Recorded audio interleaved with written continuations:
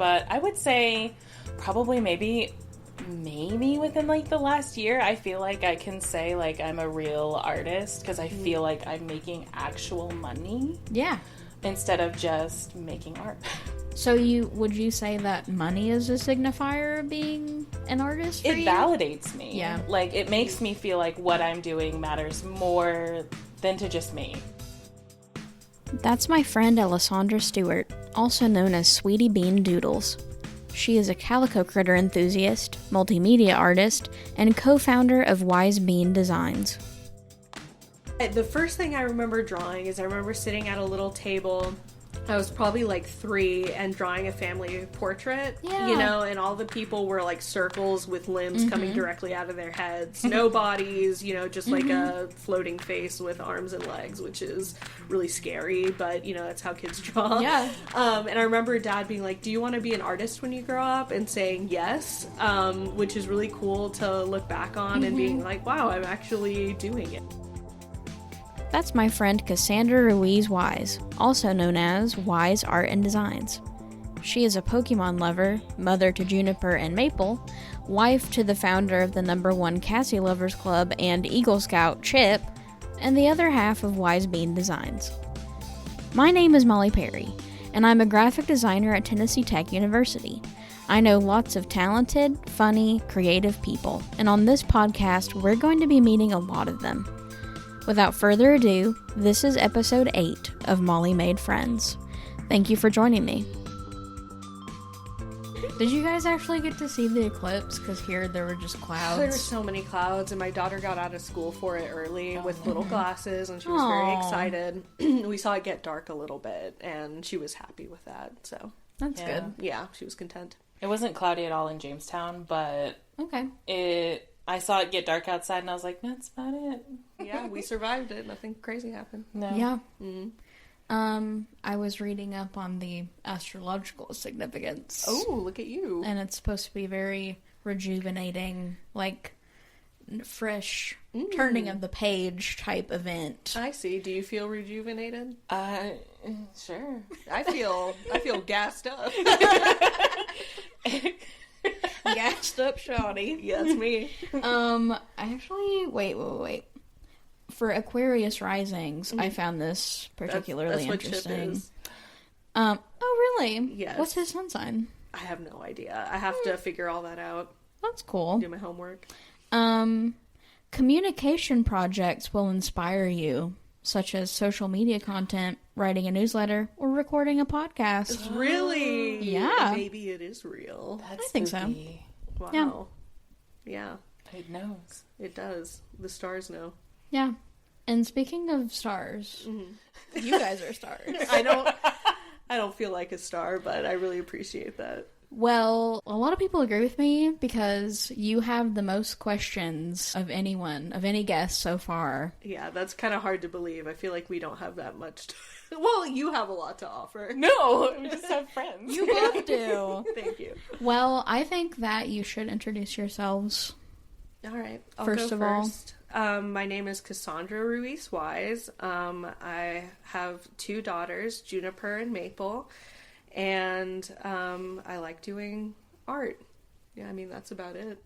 Shout out Chip. Oh, yes, I have an amazing husband. Chipperoni. Yeah, named Chip Wise. He's incredible, best person I've ever met in my life. He's the reason why we're friends. Yeah, he is. He introduced us. Is Chip an Eagle Scout? Yes, of course he is. He cannot tie a knot, though. Oh, stop. Seriously, one time we were at a hotel and Chip was bragging about how many knots he can tie. And we gave him like a string or something, and like he couldn't do a knot. We were like some scout. Yeah. One knot. I really shouldn't be dishing out all this embarrassing information about him because that was a low blow for him. That's okay. I'll never forget it. The monkey's paw. Yeah, the monkey. The poop loop. Who else do we have here? I'm Alessandra Stewart. I don't have children, but I do have dogs. Cool. Their legal names are Ruby and Isabel, but we call them Gooby and Pee-Pee. And I am married. My husband's name is Kai. I am a manager of a real estate office and do art on the side with Cassie. Yeah, That's cool. I meant to mention I'm a stay-at-home mom, so no job for me. I used to teach, but now I'm taking the easy way out. That's not the easy way out. It feels like it. It's not easy, but it's fun. We actually have a question from Juniper, your daughter. Yes, my which eldest is, daughter. Apparently you guys have the same name. Yeah, we have very similar names. Does that mean you're best friends? Yes. Yes, and sometimes we get each other's mail. Yes, we do. Yeah, I'm Kassandra and she's Alessandra, and my daughter came up to us once and was like, "Mommy, are you and Alessandra best friends because you have the same name?" And we said, yes. Yeah, definitely. It's science, it's proven. Yeah.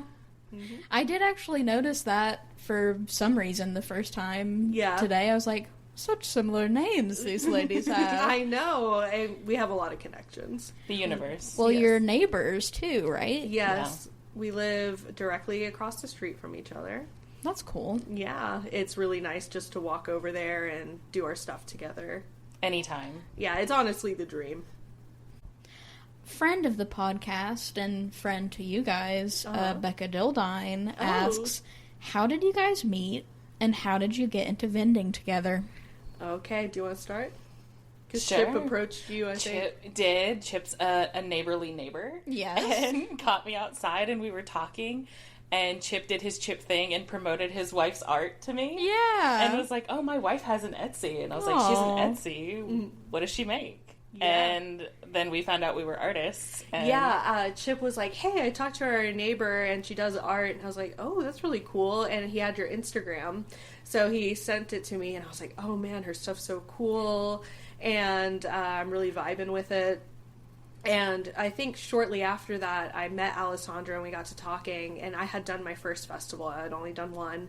And I was talking about it. And you had done a little small one too.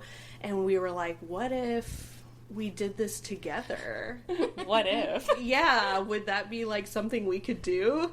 And we got all excited about it. And it turns out we can do it together. We've been doing it for 2 years? 2.5 years? 2.5 years, and it's better together too. Oh my gosh. Did you vend separately beforehand? I only did one I event. only did one too. Okay. And it was like a small event at a gym that I was a member of. And they were doing a pop-up. And they were like, oh, you do stickers for us. Do you want to set up? And I was like, okay. And it's so funny to see my setup now versus then when I had like 3 sticker sheets and a memo pad. Yeah, we've really grown for sure. My first festival experience was I had a friend of mine's dad who's kind of big in Crossville, and he wanted me to do the Bigfoot Festival because he knew I was an artist, and he kind of was my backer and helped me make the prints and stuff. I tried to do a lot of like Crossville related prints, a lot of Bigfoot prints. I remember that. Yeah, so I went to the Bigfoot Festival and it went so well, and I was really shocked. And that's what kind of got me hooked. That's cool. Yeah. My friend Veston would like to know, where did the name Wise Bean Designs come from? Oh, I'll let you take that. Well, Cassie is Wise Art and Designs, and my art name is Sweetie Beans, so we made him have a little baby. Yeah, wow. And the baby's beautiful. Yeah. Yep. Well, because we were really worried about when we would apply for shows that, because some have a rule where you can't booth share. And so... Yeah, we were like, let's just make our own little thing together where that's our thing, is that we go together and we're under one name. And it's worked out so far. Nobody has said, like, hey, you're 2 people instead of 1. Get on out of here. You're cheating. Yeah. Well, our art is so similar that you really, unless you really know us, you really can't pick who did what. Oh, yeah. A lot of people come in and it's like, oh, are you the artist? Are you the artist? And, you know, I say, oh, we both do it. I'm not just a helper or anything. Yeah. That's cool. I've actually had that thought with me and Tanner as well, because... You know, whenever you're applying for something, all the forms that you fill out, it's like, you know, I'm the one filling them out, so I always do, like, my name first, my Instagram first, and then, like, I think there has been an instance in the past where they just, like, left the second half, which is his half, off, like, entirely. It made me feel really bad. Yeah, you can't leave out Tanner. No, Tanner's amazing. We actually did a dry run last night where we sat up set up our tent, because we bought a bunch of new weatherproofing accessories after the disaster of the Knoxville punk rock flea market, where it rained for 5 hours. We had to make a makeshift gutter. Yeah, well, Handyman Chip made a gutter for us. Oh my god, I love that. Yeah, it was very helpful. But yeah, weatherproofing is a must. There's a lot of nightmares that can happen. We also have a banner now that is like going to be at the front of the tent. Heck yeah. And it's split right down the middle with Molly Maid and Paler East. Oh, perfect. And yeah, it's just really cute and fun. Yeah. But yeah, we have thought about merging, but then we're also kind of at this point now where it's like, well, again, to bring up the Knoxville market, we noticed that you guys had one giant tent. Yeah. And I was like, dang, that's literally kind of what we need right now. Yeah, well, we got to the point where we were making so much stuff, the 10 by 10 was just really restrictive. Yeah. So we were like, what if we tried 2 tents and we just, spread out and do a double booth? And it's really nice. We can make it more of like a nice shopping experience and stuff like that. But we still do 10 by 10 sometimes. Yeah, we can't always get 2 spaces. Yeah. So we pare down a little bit and just make it work. That's so cool. Yeah, it's a lot of fun. Well, speaking of Chip. Yes. Oh, no? Chip would like to know. Uh-oh. When did you start doing art, and when did you start considering yourselves as artists? Oh, well, that's a tough one. Do you want to start? Yeah, okay. I guess I'm one of those that's always done art since I was a kid. I actually found something, it came in my memories the other day because I had posted it on Facebook, but it's me holding this notebook, and I drew Baby Spice from the Spice Girls. Heck yeah. And I wrote to Baby Spice from your number one fan, Allie. Oh. That's amazing. That's really precious. It makes me think of, like, I read it somewhere once that, like, a lot of artists feel like they make art, like, as a way to communicate, and so obviously I had something to say. Yeah, you had something to say to Baby Spice. Please, no defeat. That was an earlier Alessandra, though. Like, Alessandra now is into Sporty Spice. Oh, I'm still a Baby Spice stan. So. Yeah. It's the pigtails. That tracks. I think that I like Scary Spice because her outfits were always cool. They were the best. Mm-hmm. And she had really cool hair. Yeah, yes. very cool. But I would say probably maybe within, like, the last year, I feel like I can say, like, I'm a real artist because I feel like I'm making actual money. Yeah. Instead of just making art. So would you say that money is a signifier of being an artist for you? It validates me. Yeah. Like, it makes me feel like what I'm doing matters more than to just me. Yeah. Because somebody else is like, oh my god, that's so cute. I'm like, oh god. And willing to part with Yeah. some precious funds. In this economy? Yeah. If you're buying art, I feel really good about myself. It's so true. When people buy your art, it's like, wow, you could be buying, like, food and groceries. Yeah. But Yeah. instead you want this. Yeah. Well, maybe not instead, but along with it. It's very flattering. Yeah, it's a boost. So. Yeah, for sure. Let's see. Like Al, I've always been drawing. I've always really enjoyed it. I was very inspired by my dad, who's a really amazing artist, a really good pencil artist, and he does really awesome stuff, so I always wanted to be like him. And then I kind of stopped drawing for a little bit. I think I got really in my head and was like, oh, I'm not very good. Why bother? And then in high school, I bought a sketchbook. And I was like, you know what? I'm going to fill it up. And since high school is really boring, and you went to Rowan County High, there's not a lot happening. No.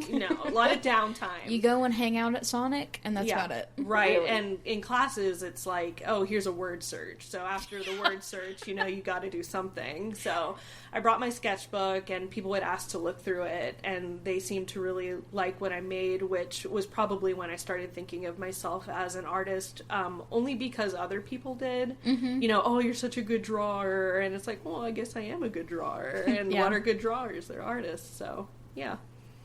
Sometimes I find it hard to call myself an artist. Yeah. I feel like I resonate more with just a creative. Yeah. Because I feel like whenever I think of an artist, I think of someone who is, like, actively working on their art. Like, honestly, I think of you guys, and especially, like, Cassie, because, like, I feel like every time I look at your page, like, you're constantly uploading something new that you, like, or, like, you learn some new technique. Like, yeah, I have bipolar, so when I'm manic, I'm posting a lot, I'm doing a lot, I'm making a lot of stuff, but there's definitely times where I'm, you know, more down, I can't make anything, and that's probably when I feel the imposter syndrome coming on, where I'm like, oh, I'm not really an artist, all I'm doing is sitting on the couch and crying, so. But then, you know, when the switch flips, that's when I'm, like, creating a whole lot, feeling really good about myself, and like, oh yeah, maybe I can call myself an artist, you know. And I think, too, the fact that you guys both work with, like, physical, like, traditional mediums, I think, I don't know, I think that maybe feels more artsy. Artist to me. But, like, for me, you know, I'm not making art all the time, but I am thinking creatively. Yeah. Like, for work, or even just, like, in conversation, coming up with ideas with my friends or something. So I think I have adopted the label of creative more than artist, because I think it helps me mentally, like, kind of take the load off. Yeah. No pressure. I can definitely see that, but I know for me, I definitely see you as an artist. For sure. Oh, shucks. No, for sure. Oh, yeah. I mean, everything you make has an artistic quality to it. You know, it's not just slapped down. You know, I can tell you have an artistic mind, you know. So. Thank you. Oh, you're so welcome. I got that eye. Yeah, you got that eye for sure. Let's see. Chip sent in several questions. By the way. Oh, well, now I know why we have so many questions. It's my husband. Chip's the best.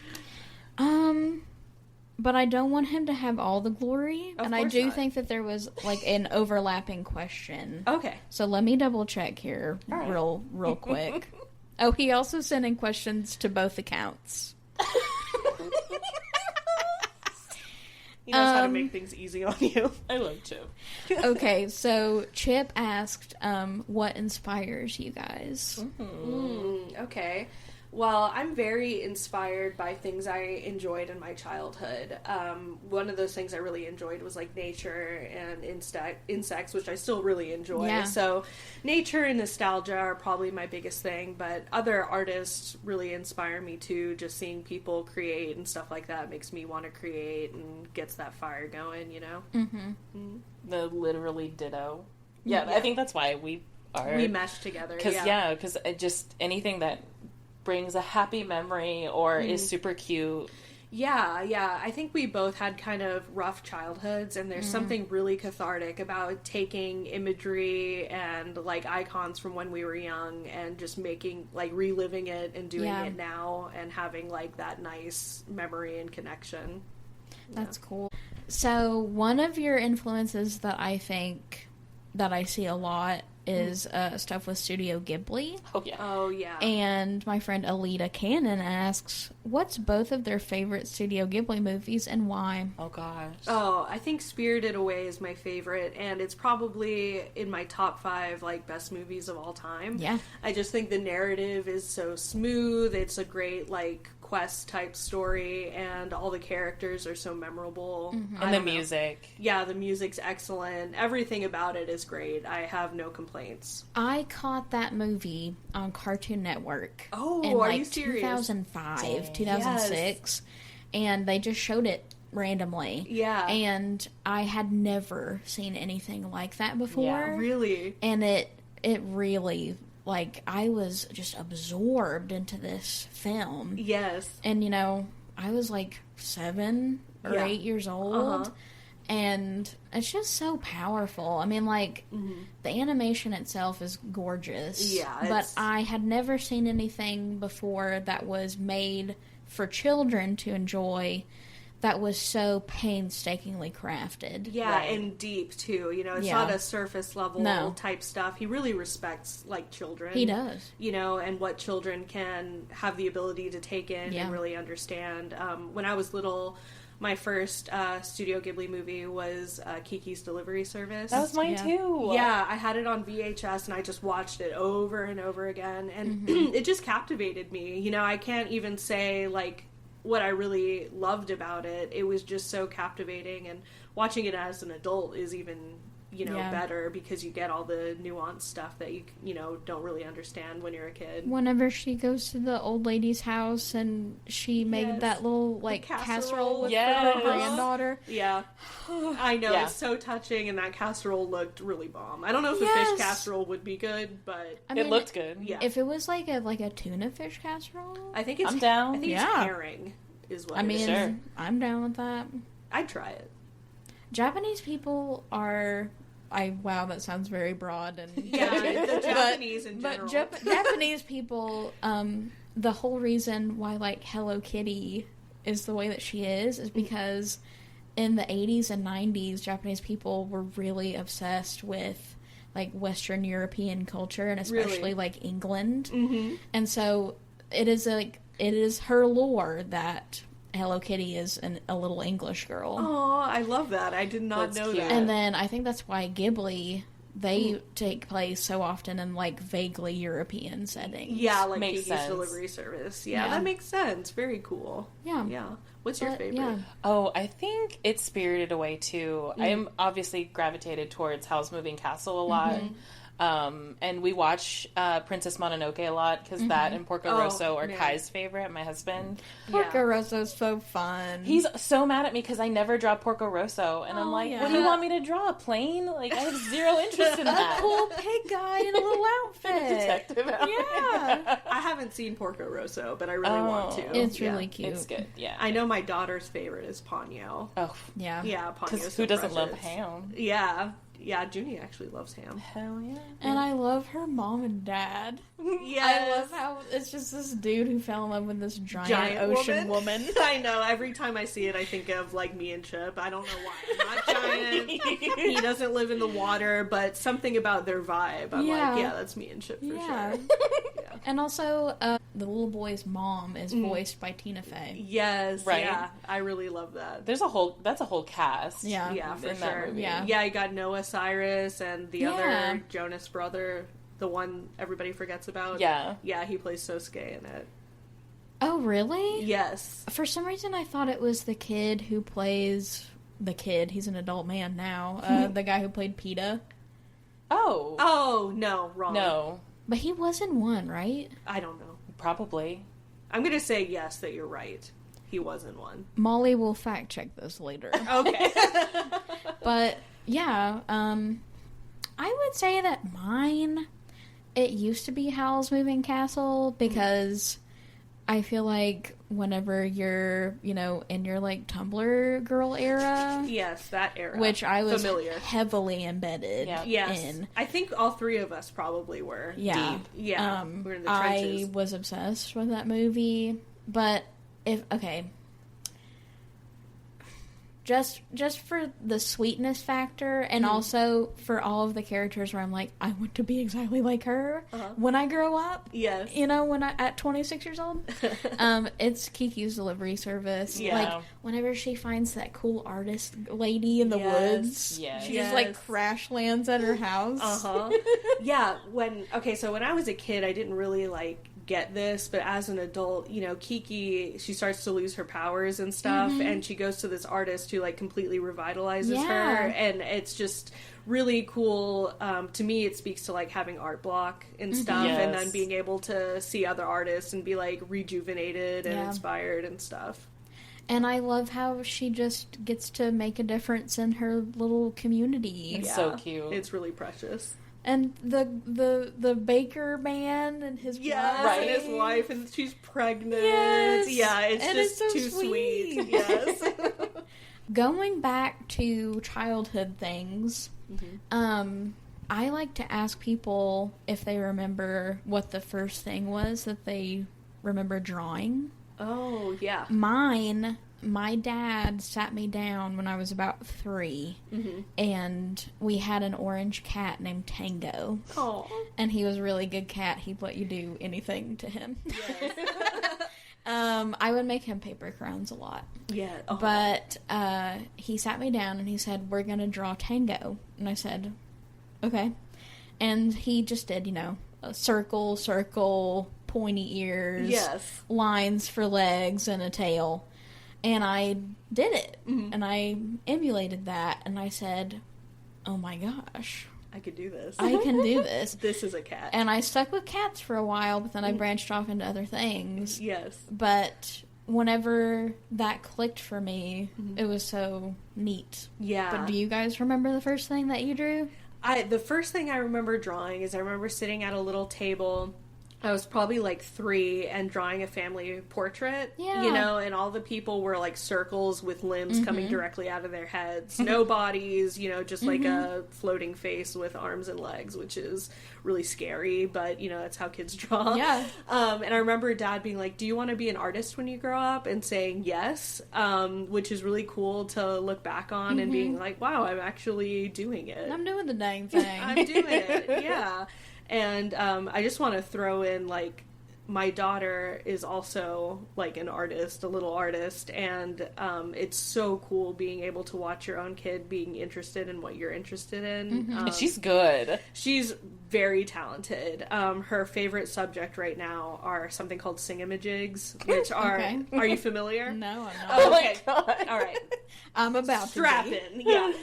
They're these little toys. They're plushies that you can squeeze, and when you squeeze them, their mouths open, and they have teeth. Yeah, okay. They have hard teeth, and their mouths open, and they just sing. They go, oh. It's magic. Yes. So she's obsessed with them, so she'll put them in little lines and just draw them like still life. And That's cool. Yeah, it's really cool. We have singamajigs all over our house, drawings of them now. It's her favorite subject. It's very cute. But what about you? I have no idea what I drew first. Like, I have no clue. I just have always, like you said, your dad was an artist. Right. My mom was an artist, and her dad was an artist. So it was just kind of like a thing that we did. Oh, I have a new Alessandra fact. That's good to know. Deep lore, you're getting it. Yes, I'm getting it. What about maybe the first thing that you remember being proud of? Oh my gosh. Or maybe the first thing that got hung on the fridge, or maybe something where you finished it and you were like, I can't believe that I did this, but I really like this. I don't have, like, a whole ton of, like, under 10 memories. Okay. Honestly, me neither. Like, that's gone. Yeah. But I do remember that in 5th grade, and I don't even remember what it was, but I remember I had my art teacher send something I made to an art show, and I remember going to see it. I don't remember what it was. I have no idea. I'm sure there's a picture somewhere, but I remember being like, oh my God, I made art. Like, That's cool. I made art. Yeah, and people got to see it, too. But I didn't even submit it. We were just, like, drawing. Yeah. And so now that I'm trying to get my art and stuff, I'm like, damn, it's not that easy anymore. Yeah. Nobody's going to do this for me. Yep. Yeah, got to curate your own stuff, and nobody tells you what's good and what's not good. You got to figure it all out. That's true. I remember I jumped, memory-wise, because, again, it's gappy for me as well. I remember my dad, because I was also a horse girl. Oh, you were a horse girl? I'll admit it. You were both horse girls. I didn't have a choice. My dad was a farrier. So, Oh, dang, cool. Yeah. I was always... Is he making those TikTok videos? I wish. He quit being a farrier when I was younger because he chose drugs and alcohol and stuff. Cool. But he got sober before he passed, so that's very good. Cool. But I was promised a pony when I turned 13. Okay. But at 13, a pony I did not have. So, still pretty pissed. Wah, wah. Kind of lame. I was a horse girl, and I think I was one until I went to horse camp at Round State Community College whenever I was maybe 7 or 8. and I actually met Rebecca Vaughn there. Was she a horse girl? Horse Yes. Oh, I have so much respect for horse girls. I really do. This is deep. And I was already there. I was sitting up in the stands waiting for it to start, and which I now know they call that part of Rhode State's campus the Cow Palace. Oh, do they? I never knew that. And That's hilarious. you can smell it from You anywhere you stand. Absolutely, yes you can. But I was sitting up in the stands, and I remember this little girl in this pale, like, powder blue horse riding helmet, and her mom, and she would not leave her mom's side, and she just, like, didn't know what to do. And I, because I am who I am, I said, "You can sit next to me." Aww. And Mindy Riggs said, "She seems like a nice girl. Stay with her the whole time." Oh, Mindy, yeah. This is the plan. Yeah. That's funny. So we became friends there, and then we didn't go to the same elementary school, and then the schools combined in middle school. Yes, I remember and I that. saw her again in my 6th grade class, and I said, "Horse camp." And we've been friends ever since. Oh, I love that. so That's a great sick. story. But yeah. my dad would buy me Breyer horse figurines Yes. from Co-op. Yes. You know what I'm talking Yes. about? Heck yeah. Yes. And that's honestly where the technique that I use today comes from. I really just, I don't know how to describe it. I look at it, and then I create a system of measurement in my head.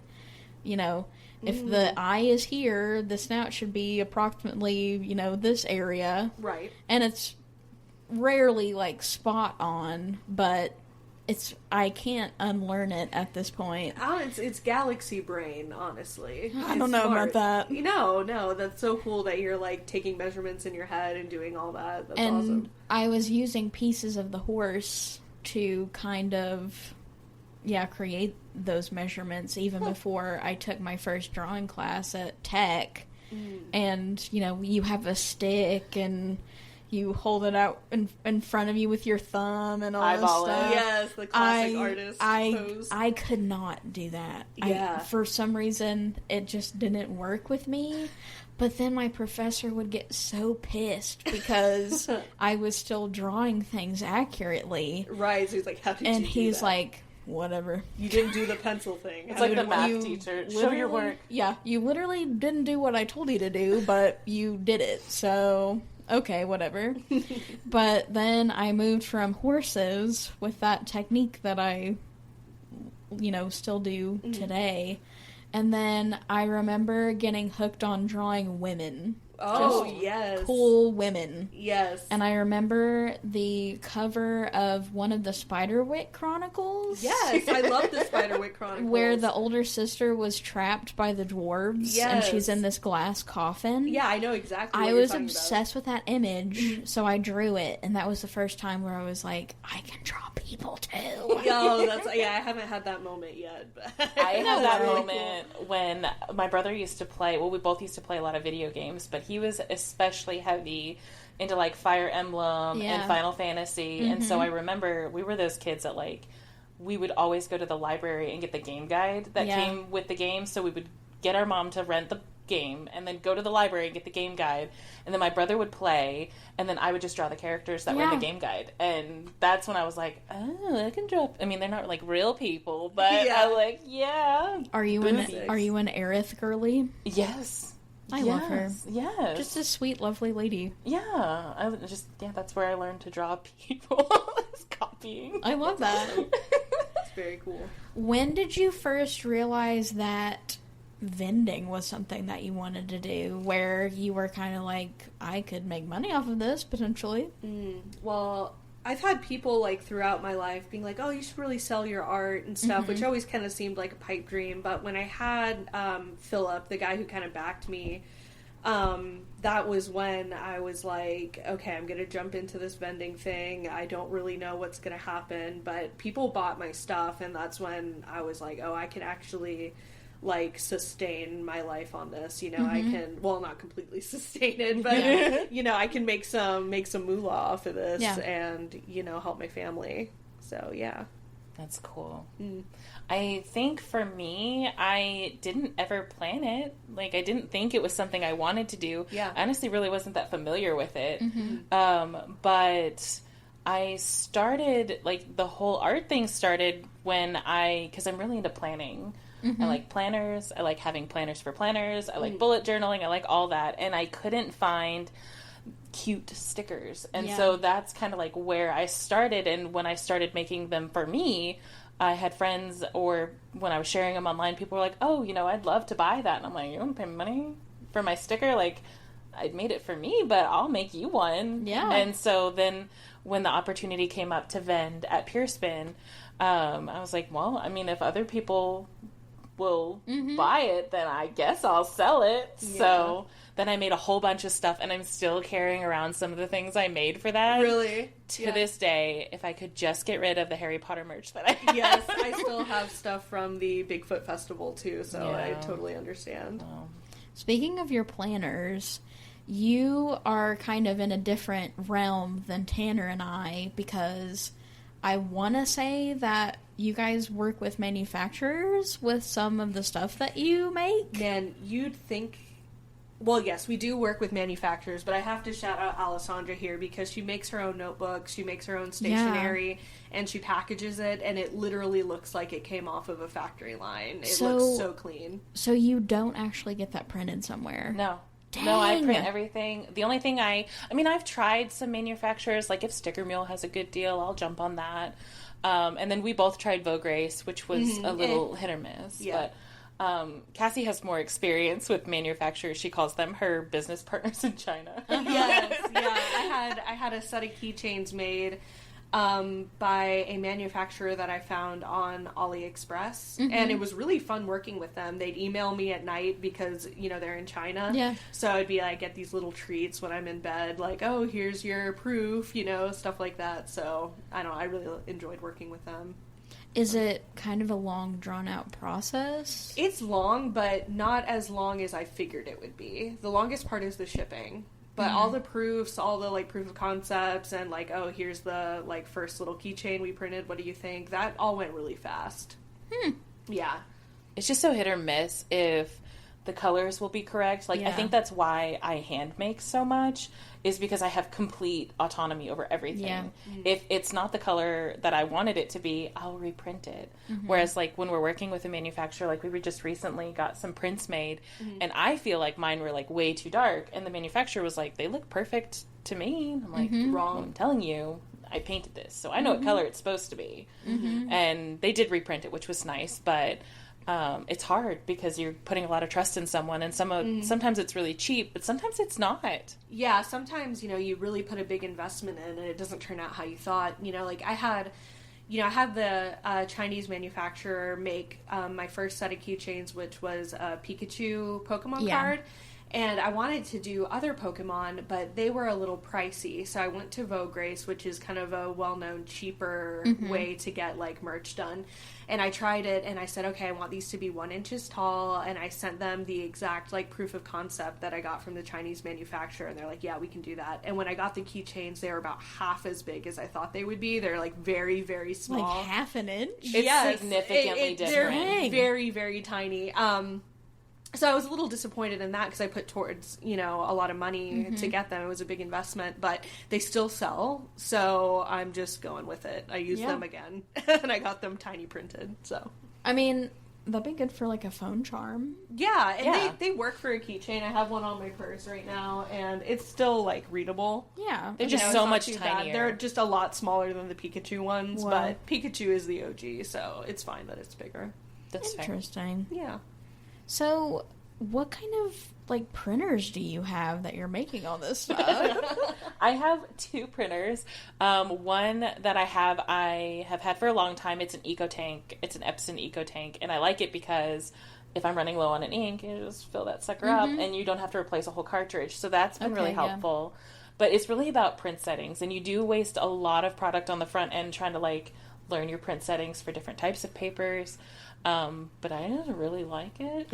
I'm really into it. The other printer that I have is, I bought it from a lawyer's office. They were purging it. But I bought it because I wanted to print on bigger paper, and most printers print on letter or legal, and this one prints on tabloid, so now I can print more paper in one go. It's kind of cool. Yeah, I love that printer. Well, everything that you make, I'm just sitting here now with my mind blown. Yeah. I really like it. She blows my mind constantly. I can't brag on her enough. You know, I always try to tell the people that come in, like, you know, most of this is handmade. You know, it looks like it might have come from a manufacturer, but That's Al, crazy. like, totally knocked it out of the park. And now I'm thinking about the fact that I feel like I remember seeing a notepad being like $6.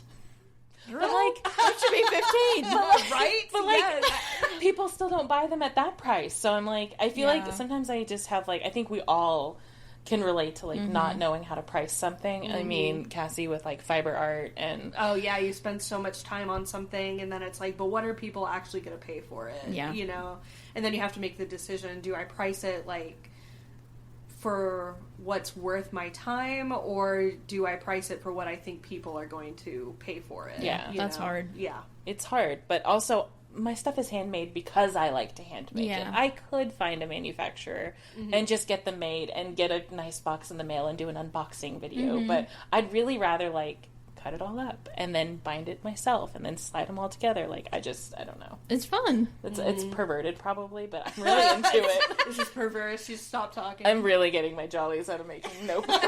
My husband's like, can I help you? And I'm like, no, dear, I've got it. This is my me time. Shut the door. You're playing like Barry Manilow in there. Like, turn the lights down low. Oh, it's like, where's that saxophone music coming from? Your booth has evolved into this beautiful miniature store. I think that you have really captured this newfound, not to say like social media aesthetic, but honestly, the things that you make, I feel like are bound to be super popular. There's definitely the big audience for your stuff, and I know that you're branching out into, I know Alessandra, like, you are making all these videos now. Yes. Oh yeah. I sold my soul for TikTok. Things. Yeah. That's so cool. Do you have any more plans for social media? And how much do you get out of that? I've like kind of always had like a little finger in social media. Yeah. I've been in a couple different YouTube projects, but I don't like long form video. Like, I'm sure you could relate to editing the podcast. You sit there and you make the content for an hour, but it takes you like 6 hours to edit. And so I don't like long form, but I am trying to be more engaging on social media because I hate it. I hate social media, but it's a must if you have an art business. Yeah, I definitely echo that. I hate just the whole, like, being a content creator and trying to get stuff out there. And marketing. Yes, I really want to try short form videos like Al, but it's extremely intimidating to me. Well, and it's like, it's hard to remember to like stop in video, and to be honest, I don't make art in a very presentable, like, physical way. Like, I'm dirty, it's probably in my underwear, nails like, aren't done, it's not appropriate to film. Like, that's for a different platform. I am buried in that couch like a little worm. Like a little shrimp. I'm not, hunched over your tablet, like slug goblin mode. Unbathed. It's not, and I don't care to put that out there, but I don't know. That's just no. So, but it also, like, slows down your creative process to have to, like, set up a shot, like, and make sure it's good. And, did I get that right? Or was my beefy hand in the way? Like, Al gave me some really good advice. She was like, just film, like, short little bursts. Like 2 or 3 seconds. Yeah, and put them together, like, with a song or something, and then ta-da, you have a TikTok video. So, it's something I really want to get into and try, but I'm nervous about it. I'm nervous about having my voice on there and just trying to, like, put a video together seems really intimidating. I don't love it, but I feel like it will help. Yeah. I don't know that it has. I think it'll help us too. And one thing I was thinking, when we do this next setup this weekend, we could kind of like film our setup and maybe make a video that we could both post, you know, and maybe that can get me started. Yeah, it's not fun for me to do. There's a lot of creators who love that kind of stuff and love editing and love making that editing personal, but I can't stand it. So like the least I can do and just like do it and get out. That's what I'm into. Yeah, I think that's definitely going to be me too. I can't imagine myself really falling in love with it, but it seems like it could something that could really like boost engagement or however. Let's get those numbers up. Yeah, ring that bell. When I'm worried about that, I think I'll need to stop because I feel like when you're upset that the algorithm didn't like your video, then you're maybe doing things for the wrong reason. And I see that caption all the freaking time. Hate it. And yeah, it feels whiny and weird. Right. The algorithm is just this like nebulous thing that you're never going to understand. So why even like complain about it? Yeah. It just is what it is. I just feel like if you get something out there, like I love content videos. Like I love watching other people create. Honestly, that's how I learn how to make a ton of stuff is watching other people do it. So some part of me is like, well, I could put that content out there. Other people are doing it. And I've had to learn a different way. So sometimes I think about like making tutorials, but I don't know. Yeah. Have you found yourself being influenced at all with what you're making by what you think people might want to see on socials?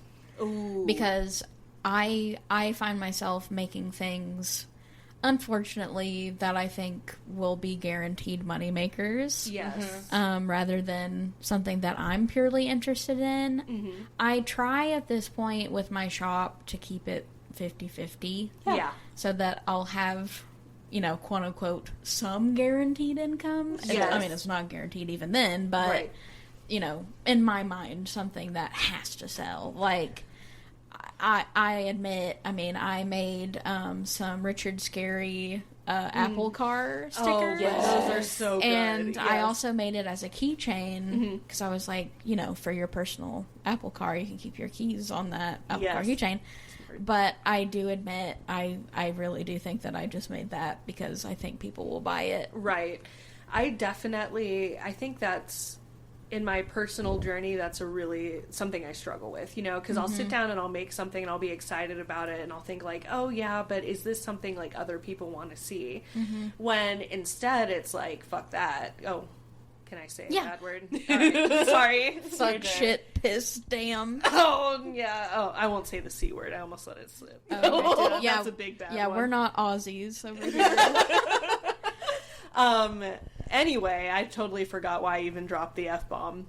But I shouldn't be worried about what people want and just make what I like because I think I have decent taste. And you do. I think that, no matter what I make, that there is going to be some kind of audience for it. So just trying to get out of my head and make what I like.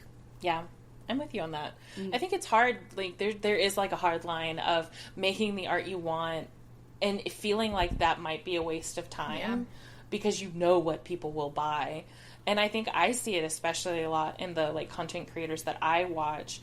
You can see phases of things that they all draw. Like recently, in a lot of them that I watched, they were all drawing like a lamb and barbed wire and flowers in a certain way. And Snoopy. Yes. And so you see those and you're like, well, I could add to that, but is that authentic? Am I just making their art? Am I making my art? Yeah. So. Yeah, that's a great point. There's a part of me, too, where, a lot of the stuff that I make would be, described as fan art. Yes. And then I'm thinking, okay, well, how much of this is me and how much of this is, someone just looking for something from a show that they like? Yeah. That's us. Yeah. I make a lot of Pokemon stuff and I'll make some Ghibli stuff, but what I always go back to is like I really enjoy this stuff and I enjoy making it. So if other people are like, oh, Pokemon, cool, I'll just buy that because I like Pokemon, it's really no skin off of my nose, you know what I mean? We do pretty much make a ton of fan art, like but I think what's nice about that is like when you are feeling overwhelmed or you have art block or you're feeling like you have imposter syndrome, going back to those things you like. You can draw Totoro without looking at a reference. It just feels good to get that out and to make something. And if someone wants to buy it, then I'll take your money. Right. It's like about making what we want to see too, you know, like, especially with a lot of Pokemon merch that I make, like, I haven't seen it out in the wild, so I'm like, I really like a bug catching Pokemon poster, so I'm just gonna make it myself. Yeah. You know. Yeah. And it's a very cool poster. Thank you. It's probably my one of my favorite things I've ever made. I'm really proud of it. I think that there is, like, you can use an idea like Pokemon. Obviously, we didn't make up the Pokemon, but tell me where you can find an Eevee Evolution poster where all the Eevee Evolutions are butterflies. You can't find it. Or you can find it. You can't find it now, because I just made it. Yes. Cool. And I'm making these shadow boxes that are, I'm going to market them as ethically sourced and vegan, but they're made out of paper. I love that. Yeah. So, yeah, that's my new plot twist. That's cool. Okay. That made me think of another question from the pillar of questions. Kate Makes Crochet asks, what has been your most memorable custom order? Ooh. Custom order. Do you have any custom Do you make orders? custom orders? I mean, I haven't done You take any- commish. I've taken commissions. I'm not right now. I'm trying to think of the most interesting commission I've ever had. I think my favorite commission is I have a friend named Seth and Reese Emmert, and they have a cat named Tuna who only has one eye, and she is one of the cutest cats that's ever existed, and Reese asked me to do a portrait of her for Seth's birthday or Christmas or something, and I put Tuna in a little tuna can, and it was just, it made me happy. Oh, so that's cute. That's what popped into my mind for that. Yeah. Yeah, I don't take a whole lot of commissions. They really stress me out. I'm sure you can understand.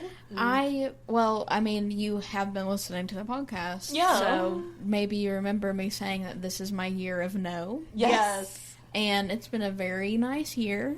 Excellent. I haven't had to, not that it's some tremendous burden taking on something that a friend wants me to do. Sure, but it feels... But it does feel like It that feels heavy. sometimes. It sometimes can. it is, Yeah. you know, because it's not, I mean, even when it's something I'm excited about making, I think there's just something about making something for a specific person that's very intimidating. Because it's like, are they going to like this? They're spending their well-earned money on it, you know?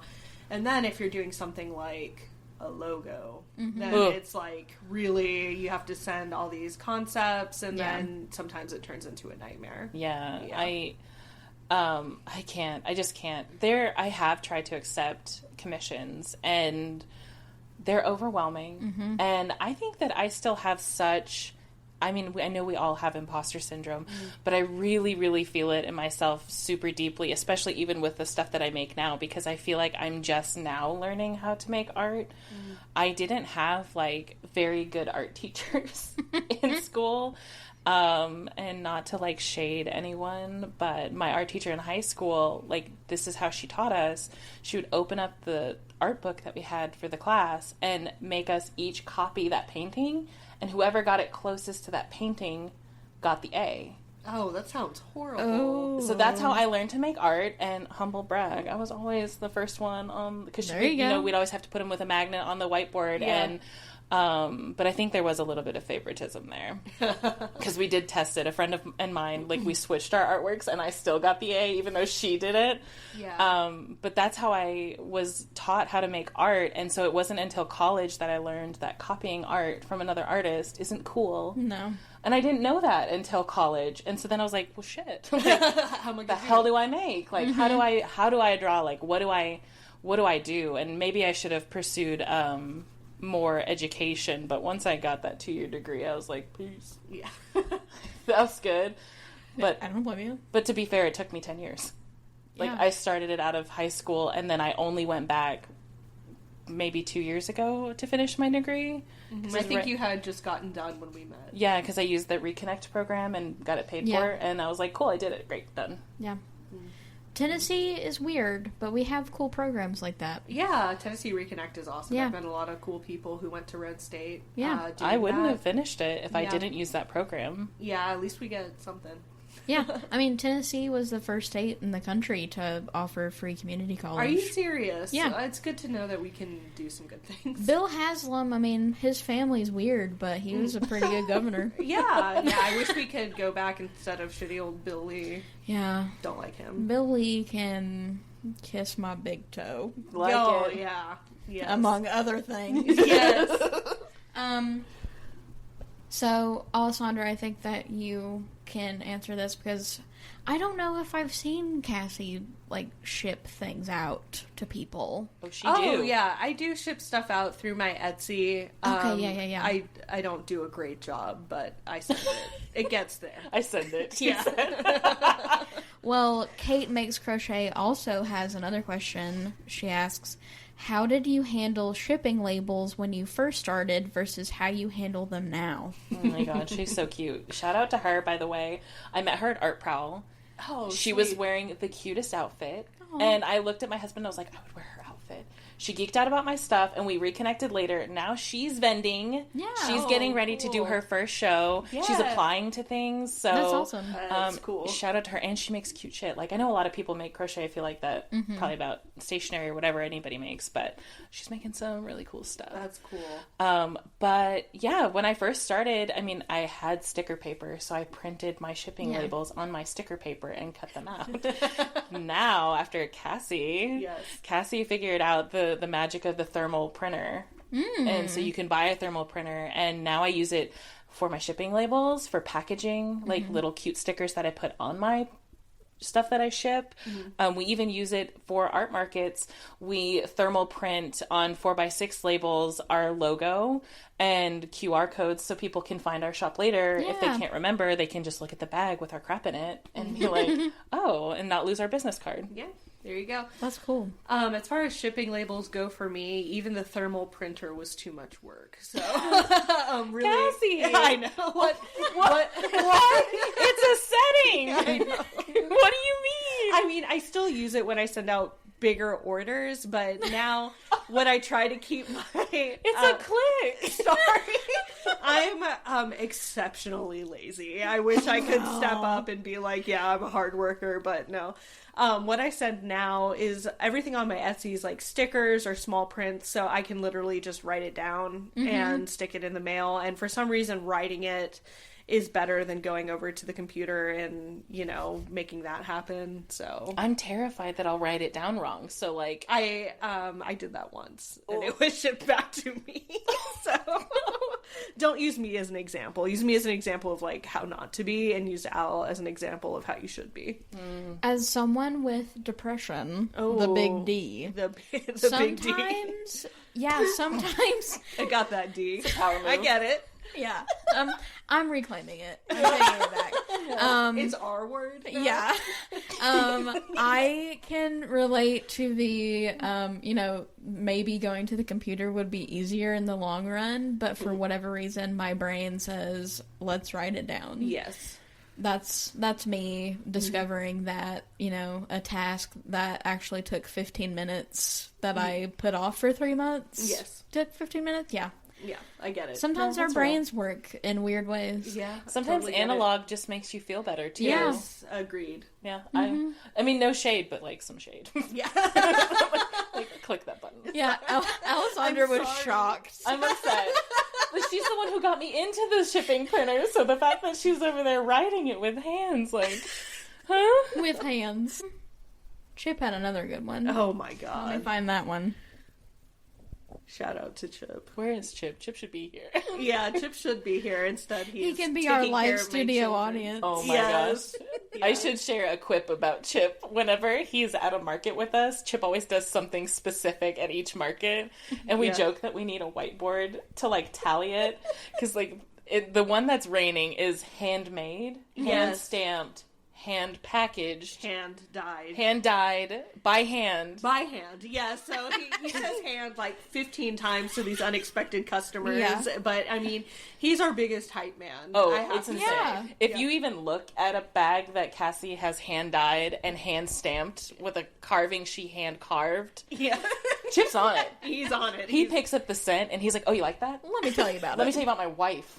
Yes. She made that. Yes. Like, He's on it. Like, yes, he is. Nobody hypes us better than Chip Wise. No. If there's anything that I love the most in this world, it is a man who loves his wife. Oh my gosh. We are Same. both... I was hoping we would get a chance to brag about our husbands, but we both have amazing husbands who really love us, and, you know, we talk about when we hang out together, like, it's so fun to hang out with a couple who actually loves each other instead of just, like, tolerating each other. Yeah, you like, know? when people are like, oh, the old ball and chain, like... Yeah, the old ball Ty and chain. hates it when people say that. He's like, you must not love your wife if you call her that. Well, why would you be with someone you don't like? Why are they dragging you down? Yeah. I don't get it. I'm not for that unhappy marriage life. I'm living my best life with a really great marriage, and so is Al. So if you're stuck in a bad marriage, maybe just, you know, fix it.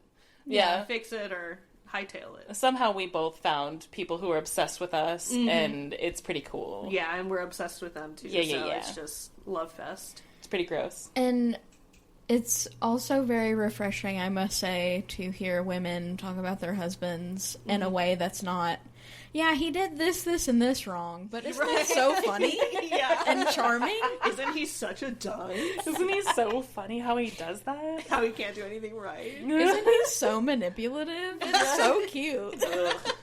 Cringe. Yeah, we both have husbands who put in the work. They put in the work. They make $0 an hour when they help us at these markets, and they do it with a smile. And they get us food. Yeah, or watch our kids for us so we can have some time away. Yeah, That's awesome. Shout out the real MVPs. Yes, absolutely. Well, I need the tea about these markets. Oh gosh. I have been asking people what their vending experiences have been like, you know, recently. I would like to just ask in general, because I know I certainly get these comments. What has been the worst thing, or worst things that people have said to you? Al got a really good one at Art Prowl. Would you like to share? I got the spicy boomers at, like, they brought the And heat. there's so many of them. And, like, There no one are. asked you. But I had, like, a couple of really... And I've never had bad experiences at these markets. Like, I can pick up an underhanded comment from, like, a pissed-off mom about her kids touching stuff. Like, I hear you. But I've never had somebody, like, blatantly, like... cut deep in front of me to a friend. So at Art Prowl, there was a couple of older ladies. We'll say they're in their late 60s, maybe early 70s. Okay. And one of them looks at the other, and they're both holding their, you know, their Art Prowl map. And she's like, you know, this thing used to be heavily juried. And the girl, the other one's like, oh. And that was the third one that I had that day. And so that's the one I bit back at, because she said it and looked at me after she said it. Like, she looked down at my stuff and then looked up at me. Oh, the doll. What a jerk. I was like, you know, that's really offensive, because every one of us who's here has worked really hard to get here. There you go. And I don't speak up for myself. Like, I know for a fact, like, I had a rash on my throat after I said it. Because I was like, I'm so sorry.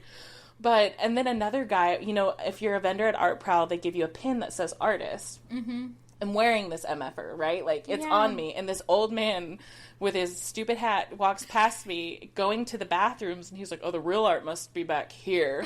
And I was like, that's so stupid. Yeah, I was really lucky. Shout out to the Glass Tangerine. I was there, and I think you were in the meat. I was in the meat of it all, and they had a lot of people come in just for their store. So I think it's a beautiful store. Yeah, I had a really good amount of people who came and saw my stuff, and you know, you have some people kind of, you know, squint at your stuff. Some of the older people, you could tell they're not vibing with it, but I didn't have any mean comments. I think the only time I've been really offended was our first market together with the drunk lady. Yeah. You want to talk about some F-bombs? Oh, yeah. So she came in and she looked at my original. She goes, which I have lowered since then, probably because of her comment, but she was like, oh, $50 ain't gonna happen, honey. Yeah. And I was like, okay. I didn't know what to say, but she decided to, you know, ramp it up a notch. She didn't just stop there. You can't make this up. She had a tumbler with her that was clearly full of, like, an alcoholic beverage, and she was imbibing heavily. And she was like, we were next to the courthouse in Crossville, and she was like, you know what? why don't we all just stand up and say, fuck the government? And I was like, I'm not doing that. Yeah, no, so this is what killed me. Cass is such a mom. She was sitting in her seat, and this lady is just babbling on and on about how they're shitting on you. They're shitting on the little people. Fuck them. Let's just... And I was right. I mean, no, she was right. You know, that we do get shit on. The little people get shit on. So I was kind of like, I don't know if I was egging her on, but I was just like, I'm a really friendly person, and it's hard for me not to, like, yes and everything, you know, so she was just like, I was like, this is a bit, you know, so I was like, oh, okay, yes. But what slapped so hard is when she was like, let's just stand up and scream. Come on, scream with me. She was like, do it, guys, get up and do it. And Cassie goes, I'm not yelling. I was like, I'm wheezing. I can't breathe. Like, I had to give her the mom talk. I had to lay down the boundary like we do with our children and say, hey, I'm not doing that. Yeah, it was so good. Screaming fuck the government. Even though I want to. She yelled for probably 10 minutes solid, and then finally people were coming up to us like, are you guys okay? And we were like, where were you? Yeah, we know you heard that. Yes, and I think the funniest thing is we go home the next day, and on Facebook, like on our community Facebook, somebody was like, LOL, look at this drunk lady dancing at this event, and it was the same lady. We're like, that's her! Yeah. So obviously, she terrorized some people that day, and you know what? I hope she's doing well, and I'd love to speak to her again, maybe when she's sober this time. That was something. That was our first lit. market together. Cassie was sitting in the sun, and we were like, Cass, get out of the sun. You're getting a sunburn. She's like, nah. Well, she got, like, the worst sunburn. We both got heat exhaustion. It wasn't a great time. I got the sunburn, and you know what? I did that again at the beach. Chip was like, get out of the sun, Cassie. You're going to get burnt. I'm like, no, I'm not. And I got burnt. It was intense. Dang. I don't know when to listen. It was an interesting... Yeah, that's... I forgot about her. Yeah. When we found her later, we made a bunch of memes of it. We'll keep them private, but they were pretty good. That's amazing. I heard, I think it's CreepyCon? Yes, CreepyCon, we've done that. I heard that there was some weirdness that happened there. Well, I think Screamfest was the mega doo-doo. Oh, okay, that one. So yeah, CreepyCon was okay. Yeah, we had a mega doo-doo time there. Screamfest, yeah. Turbo doo-doo. We thought it was going to be our demographic. Yes, I got an email from them inviting me because they saw that I was at Bigfoot Festival, and they're like, hey, would you like to do Screamfest? And I was like, oh, like a Halloween kind of convention. That sounds really fun. So, it was at a haunted house. Yes, I thought this is going to be swell. It was not swell. It was not. No, there was nobody there. They decided that how long was it? 10 hours? It was a 10-hour market. Okay. We were supposed to get there at 10, and no, it was a 12-hour market. We were supposed to get there at 10 and leave at 10, but get there at 8 to set up. So we got 2 hours to set up, but when we pulled up to set up, they hadn't even marked the spaces yet.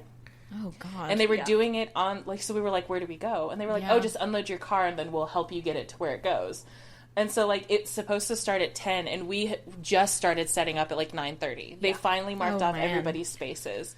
But never fear, nobody came at all until about 6 o'clock, maybe 7. Yeah, they hadn't opened the haunted house. The haunted house wasn't going to be open until after the market, which seemed like a really big missed opportunity.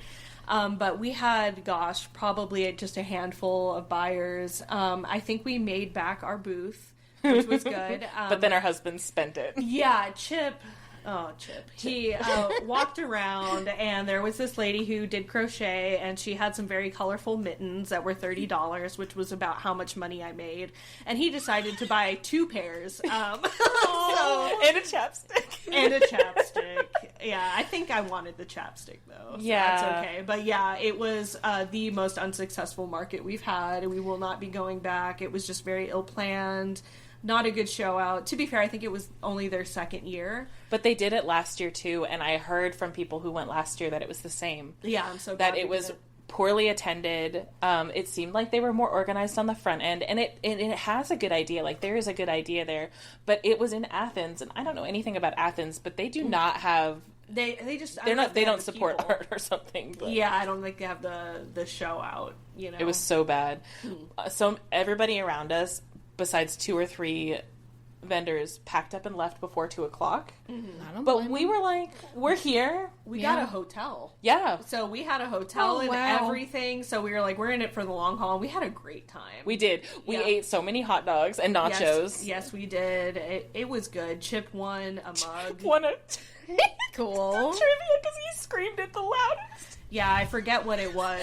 Jack-o'-lantern. Yeah, the answer. Yeah, it was a trivia thing. He screamed jack-o'-lantern. We got a mug. It's a really bad mug. It was like a B grade. The graphic is like stretched out really far and pixelated, but I still have the mug because it's a good memory. Yeah. Yeah.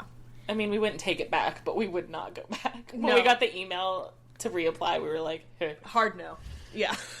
But last year we got the chance to do our first convention, and after we did both of them last year, I was like, never doing a fucking convention again. And now we're set up for what, 3? We're signed up for like 3. But the problem with the conventions is the loadout. Yeah. Because everybody's trying to get out of there at the same time. And there's, for Fanboy was the first one we did, there were hundreds of vendors. Like, not tens of vendors, like hundreds of vendors. And they made us wait so long. We just sat for 3.5 hours just waiting to leave. And this is after a 3-day convention, so we're exhausted. Yeah, we were so just like hot and bothered. It was literally hot. We were upset. And we were like, we're not doing any more conventions. And as soon as like the first convention is like, hey, we're taking vendors, we're like, let's do it. Like, remember how many, we did make good friends, but we did, some of the best people come out for it. You know, they're really nerdy, they're really dedicated. Yeah. They come by every day and buy something from you. When someone comes every day of a convention to buy something. Yeah, you make friends. You know, it's a really good time. So I'm excited about it. We'll see how the loadout goes, but we'll be prepared this time. We'll bring snacks. It was so bad. It was so bad that they actually let me drive my car on the convention floor to pack up because that's how long I had to wait. Yeah. Dang. But we're going to break the rules this year. They say you have to tear down before you can get in line. Mm-hmm. No. I'll go get in line, you tear down. Yes. And that's how we're going to tackle that. Because by the time I get through the line, we can make it work. Yes. Wow. So pro tip about conventions. So it sounds like it's probably double punk rock flea market vendors, like 300 vendors. Oh, it was so many people. Yeah, the hard thing about conventions is you feel like you get lost in the sauce pretty fast. Well, we especially did because we bought a vendor space, which was a 10 by 10 space. And as opposed to like an artist alley space. So we got honestly, we were really disheartened because literally right next to us was a Temu reseller who was selling Ghibli art. And because they were selling it so much cheaper because they didn't friggin' make it, people were going to their booth and not ours. It was really disheartening. It was. It's really hard to like hold your tongue too because, you know, we put in a lot of hours making stuff, making prints, originals, and, you know, these people get their stuff from Temu and sell it for, you know, nothing because they can. And yeah, it was, I just didn't like it because I feel like people came by and maybe thought that they had made like the posters and stuff like that, you know. You started making it a point to say, we're the artists. We made all the art. Right, because I didn't want anybody to think that we were resellers. You know, I wanted to make it clear that all the designs were things that we had made ourselves. And I think people really responded well to that because you don't see that a lot in the vendor area of conventions. But this year we signed up for 2 Artist Alley spots, so we'll have the space just long ways instead of a 10 by 10, if that makes sense. Yeah. Okay, so describe that to me. So like an Artist Alley space, it's normally like 6 feet deep, but it's 7 feet or 8 feet wide. So it's like half of a canopy. Yeah. Maybe a little less. So we got 2 side by side so we can kind of make a long store that way. Yeah. And it was about the same price, but we want to be with the artists because, quite frankly, being with the vendors sucked balls. Yeah, it did. It was rough. It wasn't uplifting. We were across from another vendor who actually made her stuff, and we were buying stuff from each other all weekend. Yeah, but we were. Like financially, to put it into perspective, we made in 3 days at the best convention what we make in 1 day at punk rock. So financially, it wasn't the best, but our reach, like how many people we connected with, like genuine follows on Instagram were like, I know her. Yeah. You know, or him, or whoever. It was a good time, too. You know, we made some money, we had a good time, you know, what more can you ask for? Not the best profit, but, I mean, it was fun. We wouldn't have had that money if we didn't do it, though. Yeah, yeah.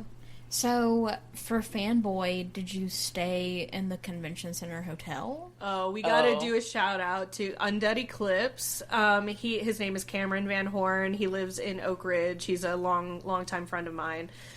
We stayed at his house, so we gotta cut down on the money. And he drove us because he was also vending there. Yeah. So that was really nice. Yeah, we like to, if we can do stuff with Cameron, we try to. He'll be at the punk rock flea markets and stuff. I'll have to introduce you. Yeah. Did he go to Rome Canyon High School too? He was homeschooled, but he was he lived in Kingston, you know, so we I've hung heard out that a lot. name before. Yeah, you know, he has 3 brothers, Mason, Duncan, and Cameron. Duncan Van Horn. Yes. Yeah, he was more your age, yes. Yeah. He sadly passed away, but he was a great person, and they're a great family. Yeah. So, yeah. Okay, cool. So where is Fanboy? Knoxville. But, like, what convention center? Oh, I think it's the Expo Center is what it's called. It's like... It's the big convention center that's there in downtown. Okay. I'm trying to think of what it's across from, but, like, I only know my way into it and out of it. Mm-hmm.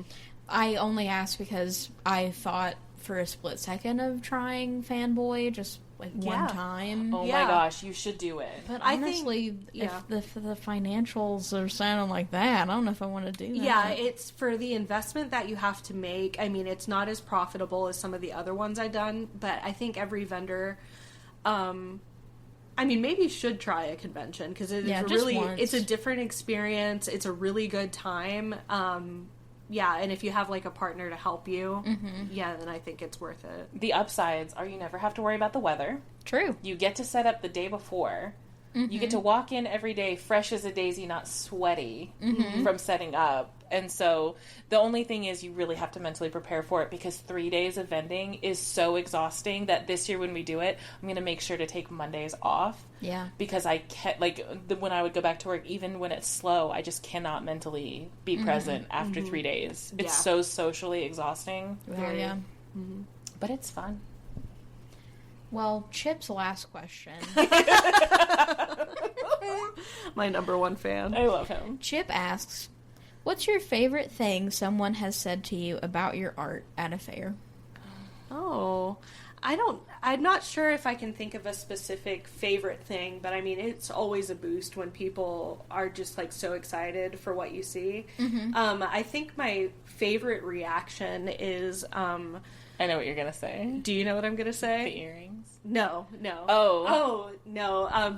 People who do like my earrings, it's really fun because I make these fish bag earrings. And they're really cute. Yeah, people are really into those, and that makes me really excited. No, but my favorite thing is, like, when autistic people come in, and autistic people are my favorite people. And when they when they see my artwork, like, flap their hands or just get, like, really, really excited, that's my absolute, like, number one thing. Like, you don't have to buy a thing if you just did that all day. Yeah, like... I mean, just seeing somebody, like, so excited about something that they have to, like, physically show pure joy. Yeah, I mean, it just makes my day. I thought you were gonna say that time that family was driving past our booth.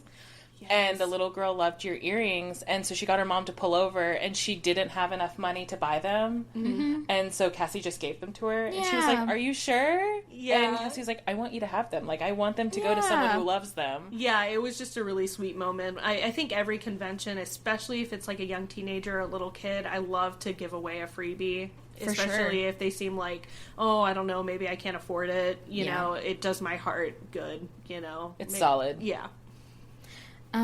What about you? Oh, I don't know. I think just when people, to me, like when people laugh at what I've made, because like I love a good dirty pun. Like, well, not dirty because my stuff is pretty clean. But I have thought about making, like, a secret shop that has the dirty things I want to make. Yeah, I wouldn't mind some dirty stuff, too. Sour bean doodle. Oh, yes. Or the dirty bean. Yeah. But, like, my husband has all these ideas for stickers, and they're so funny. But I'm like, honey, I can't make that. Like, I'm selling to families. That's funny, but no. Yeah, a spicy, like, secret shop would be really good. I have an illustration of Minnie Mouse flipping the bird that I'd really like to make into a sticker. But I'm not sure if it's, like, very family-friendly. Yeah. So when people like laugh at something that I've made, I'm like, yeah, like that does so much. Yeah, because I have this sticker that says tattoos are for felons, and that's probably like the most popular thing I sell. But when people are like felons, I'm like, hey felon, like I make it a point to be like, I see you. It's just a good bond. Yeah. Probably my favorite thing that has happened with my stuff at the Knoxville Punk Rock Flea Market. There was this group of friends that came in, and I have a bumper sticker that says Dr. Pepper is my personal physician. I love that one. And they picked it up, and they said, our friend just passed away, and he loved Dr. Pepper. Aww. And they said something, they were like, and maybe it was that day, like it was the anniversary or something, and they basically kind of said, we think that this is a sign that he's with us today. Oh, that is so precious. And wow. I said, well, and they were gonna buy like 8 of them, and I said, give me like money for 4 of them, take the rest of them. Oh, yeah. So they great. took the whole stack of what I had, and it was just cool. That's a cool moment. But yeah, he was with us. Yeah, he was. Dr. Pepper is his personal physician too. Dr. Pepper was in the atmosphere that day. Yes. I love the crowd that the punk rock flea markets bring.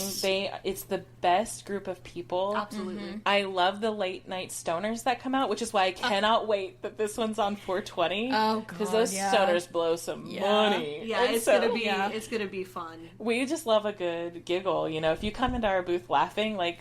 We'll do anything you want. Yeah. You want that for $10? Sure. Please take my money. Yeah, you please keep enjoying that much.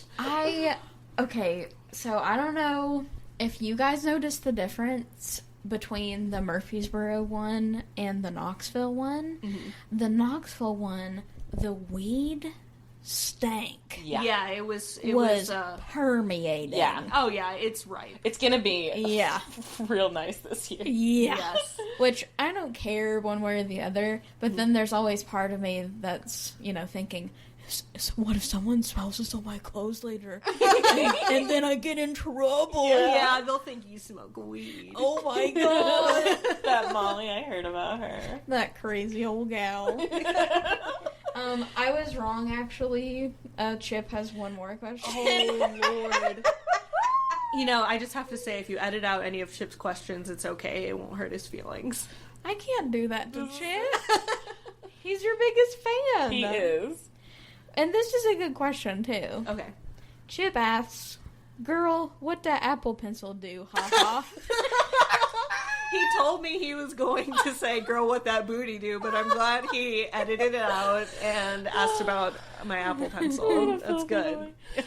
What do it do? It do a lot. I have to say, I really enjoy drawing on my iPad. I use Procreate. I use the Apple Pencil. It do a lot. Yeah. Shout out Apple Pencil. Yeah, Al uses it too. I do. I treated myself to a nice refurbished iPad Pro last year, so now I have the one that charges itself. Yes. Yeah. Yeah, that's one of my main mediums. I love it. I would recommend anybody who likes art to try Procreate. It's a really accessible way to make digital art. It's not expensive. I mean, you do have the overhead, of course, of getting an iPad and an Apple Pencil, but if that's something you might already have or is accessible to you, I definitely recommend it. And for something that can do so much of what Adobe Illustrator can do. Yes. Oh, yeah. And it's not subscription based. Yeah. It's a one-time One thing. and done. And I think it's $15. It was $10 when I bought it, but maybe $10 it's not yeah. because they have added animation stuff to Yeah. it. So Yeah. It's crazy what it can do. I think it's a lot easier, or it was a lot easier for me to learn than Adobe. it was personally. easier for me to learn all of Adobe after using Procreate because I'm like, oh, it's like AlphaLog. Like, oh, I get it. Yeah. This is a good question, too. This is actually not a Chip question. Okay, I'm the ready. Chip questions are over. Okay. This is a question from Rebecca Vaughn. Okay. For Cassie. All right. I've noticed some references in your work to things people often collect, like Beanie Babies, Pokemon, etc. Yes. What kinds of things do you collect? Oh. And Alessandra, I'm sure that you collect things as well. So Yes. talk about your collections. Oh, that's such a good question. Okay, well, I like to collect taxidermied bugs. That's one thing I like to collect. I like to collect Legos. Love Legos. My daughter likes to collect calico critters, and I am also on that train, and so is Alessandra. It's a new obsession, and I am obnoxious. They are the perfect collectibles, I have to say. What else do I like to collect? I can't think of any. Little crystals. Oh, yeah, I have a rock collection that and fossil collection that I'm really proud of that I like. I collect Raggedy Anns. That's a new thing. I love Raggedy Ann. I think that's going to be it for now because I have a lot of little trinkets. So what is your go-to calico critter? What's your favorite animal? I have to go with the cats. Yeah. I'm a big cat fan. I think their cats are really cute. So cute. Yeah, that's my favorite. I have 0 calico critters currently, and Kai, if you're listening, change that right now. Remedy that situation. His birthday was just a couple days ago, and I was like, oh, well, it's your birthday. I'd like some calico critters. And he was like, you get presents on my birthday? And I'm like, well, I was a Christmas Day baby, so you get presents on my birthday. I'm thinking a little switcheroo is in order. I begged for calico critters. I got none. You got none? I got none. I have 0. I'm giving Kai a talking to, and you're getting some calico critters, ma'am. Yeah. Please, because I want them so bad. I don't know how many I have to send him on Instagram before he gets the message. I'm like, look how cute. And then last night he was literally like, okay, this is getting old. I'm like, well, it could get real fresh if you got me one. Maybe he's secretly gathering a lot to give you in one go. That would be very him. We are very fortunate that we have a bigger house, and we call it our dog room because we make our dogs sleep in at night, but he was like, we could turn the dog room into like a dollhouse room for you. And so the plan is to have like a Halloween haunted house dollhouse that we paint and decorate ourselves all by hand. And then, like, have a spring one, and then, like, a cottage. Yeah. And so I was like, well, I need the calico critters now because I need to get to know them so I know how to decorate their room. It's a thing. So I have 0. love that. But I have hopes for many. Like, every family. Do you have a favorite family? Oh, so the fuzzy cats, like the Persian cats. Oh, I want to kiss them. They're extra fuzzy. Yeah, so I need that. The hedgehogs, are you kidding me? Those are really cute. And then the chipmunks. Every time I see the chipmunks, like, ooh. The hedgehogs make me think of that scene from Pen 15. I've never seen it. There's this really great... There's an episode where it just talks about how Maya and I forget the other character's name, they would go home after school in middle school every day and play with calico critters. I love that. And the other, 6th, 7th graders, whatever, around them would always think that was just really lame. Yeah. And Maya would bring these play sets to school in her backpack whenever she would get a new one. Oh my gosh. And she's like, new Sylvanian families. Oh my gosh, I just got a glimpse into Juniper's future. Yes. I want that to be my present. Yeah. And all the kids around them are like, you play with dolls? They're not dolls. They're Sylvanian families. Yes. But they have this hedgehog guy, and they do that thing that I think all of us did, where they make the hedgehog father, they make him this mean country man, and I want a divorce. All this stuff. It's just funny. I love it. That's great. I think my favorite calico critter family, it's gotta be the geese. Oh, the geese are so cute. And I feel like they're rare, too. Yes. When I first saw them, I actually had to pause the video I was watching, and I just sat there like... Did I just see that? Oh my god. Oh my word. Like, did that just happen to me? Yeah, and it's like I had to factory reset. I just sat there and I said, oh my god. And I do that with things. I will actually sit here and just say that over and over and over again. I can't contain myself. Yes. Yeah, I do that with a lot of dog videos. It's that I cannot believe that just happened to me. Yes. Did I just see that? It's solid. So, we are getting towards that time. All right. We're inching ever closer. Oh, but wow. I did have a final question, which is, what goals do you have for vending this year? Ooh. Okay, well, I think our goal is to try to do 12 markets, which we are signed up for. How many? I think we're getting close. I think we have 11 on tap. And we've only gone out through July? Yeah, so we're going to have a big year this year. So our goal is to my goal for us is just to keep growing and to keep making money for our families and make it work. Being like a planner person, every year I pick like my word of the year. And so this year my word was growth. Yeah. Like this is my year of growth. So that is definitely what I'm thinking about is like, what can I hone in on? What can I make? And then how many places can I do it? So yeah, we're definitely thinking the same thing for sure. Yeah. And then financially, I do have a financial goal because every year I can't believe people are paying money for this stuff. Like I'm grateful, but I'm so grateful. So I do have a financial goal this year. Yeah, I have a financial goal in mind as well that I'm hoping we can reach. Yeah, for sure. I will be trashy and just say my number. Okay, I was going to say it, but I didn't want to sound like a turd. I want to make $5,000. Yes. Excellent. Last year I think I made $4,200. Oh, sweet. That's you'll sick. be able to hit that 5. You'll make that easy. Yeah. Yeah.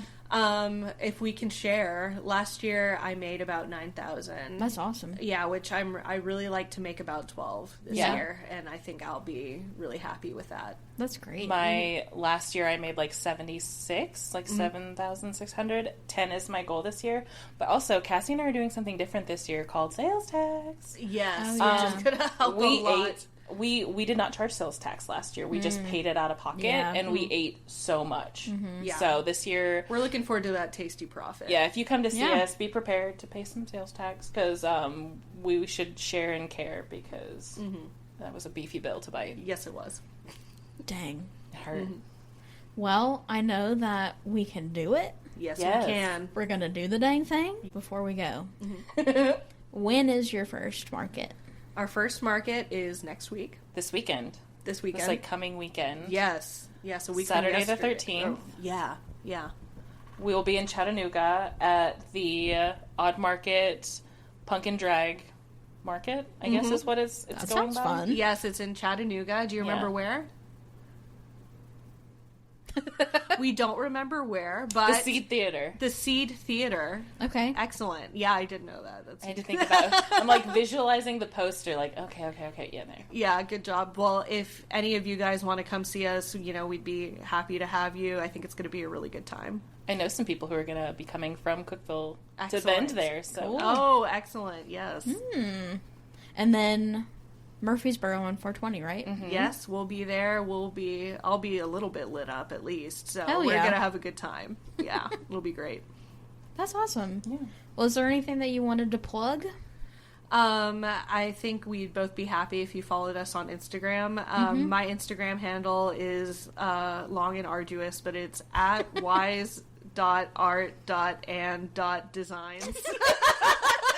I really need to change it, but I feel like I'm too far in now to so change deep. it. I'm too deep, but go ahead, Al. Yeah, mine is just Sweetie Bean Doodles, but I also did make a website this year. Ooh. So if you want to check out my website, I also have a whole page about vending on my website, and I plan on posting a manufacturer list and That's even awesome. the things that we use for setup, because I love to figure out a different way to set up. Preach. Yeah, so that's cheap on our dollars and looks good and lasts. So I plan on, because, gatekeeping is nasty. Yeah. So I want to share all of that on there. So right now I have all the stuff about me and Cassie and where we vended and all that good stuff. But I plan on posting all the stuff we use and even some reviews of markets that we've been to that were kind of pooey. That's cool. Yes. Yeah. Thank you for doing that. Yeah, sharing is caring. Yeah. Yeah. That's really cool. That is. I mean, I feel bad for bad dishing, but anytime someone's like, how was Screamfest? I'm like, well... No, you gotta be honest. Have a seat. Yeah. Yeah, buckle up. No one wants their time wasted and all that energy. And then also, what sucks is potentially, making a bunch of inventory and not getting any of that money back. That's Yeah, right. I recently just did one where I went, and it was the first one of this year, and I paid attention to the weather like a good girl. The temperature, fine. The rain, not bad. I did not pay attention to the wind, and that was my mistake. And this gust came and lifted my canopy off my weighted canopy, which was weighted. Dang. Over 100 pounds were on it. lifted the canopy and lifted both of my tables off the ground. It threw everything on the ground. Oh my god. A bunch of my stuff broke. A bunch of it blew away. Who knows if people were helping me pick it up and kept some. I mean, I would hate to, like, assume that, but I could see opportunity. So that was the first experience for this year. So we're getting more tent weights. Yeah. And really hunkering down our spot. I have such PTSD from that. Like, last night when we were doing our trial run, the wind kept, like, just blowing our canopy a little bit, and I was like, no. Like, I kept holding it, like, please don't. It, like, bent my frame and everything. That's crazy. It was nuts. It's wild. So Tanner and I were thinking about that last night. I mean, how much should you have weighing down a tent? I was gonna do like maybe 10 pounds a leg, but if I would up it. 100 pounds, I would recommend more. The sandbags that we had were 30 pounds each, and it was like they weren't even on it. But to be fair, the wind gusts were kind of high. A ton of people had packed up right after they left. I should have followed suit, but I was like, I'm here. I traveled for this. I put my dogs in boarding. Like, there was a whole thing to get to this, and I'll just stick it out. And then I was like, I couldn't pack up quick enough. Wow. It was crazy. Would not recommend. Watch the wind gusts. That's what matters. Dang. Well, thank you for sharing that with me and all of our listeners. Yeah, tent weights, you can't go wrong. Get them. Do them. I was so excited to have you guys on to spread all this wisdom around. Well, we were so excited to be here. We've been looking forward to this for a long time, for sure. Yay! Yeah. Plus, I've listened to every episode like a little creep. Oh my gosh, that's not creepy. That's amazing. That's what you're supposed to do. Yes. Thank you. You're so welcome. You're good at what you do, Molly. Yeah. Thank you. Wow. This is great. Thank you guys for coming on. Yeah, it's our pleasure, for real. Yeah. I hope that you had fun. Yeah, it's been a great time. Cool. Well, maybe I could have you back after this year of vending and see how we did. Oh, I'd love that. Yeah, I'd love to come back and let you know if we met our goals and what we do different. That'd be cool. That'd be swell. That'd be really cool. Yeah. Well, thank you guys again. Thanks for having us. I'll say ta-ta for now. Get me some calico critters. Calico critters, stat. Yes. Put them in the cart, bye. Yeah, need it straight into my veins. Just like this podcast. Yes. Injected. Wow. Thank you so much again. You're welcome. But for now, peace out. Peace out, everybody. Peace. And we're done. Wow, we did it.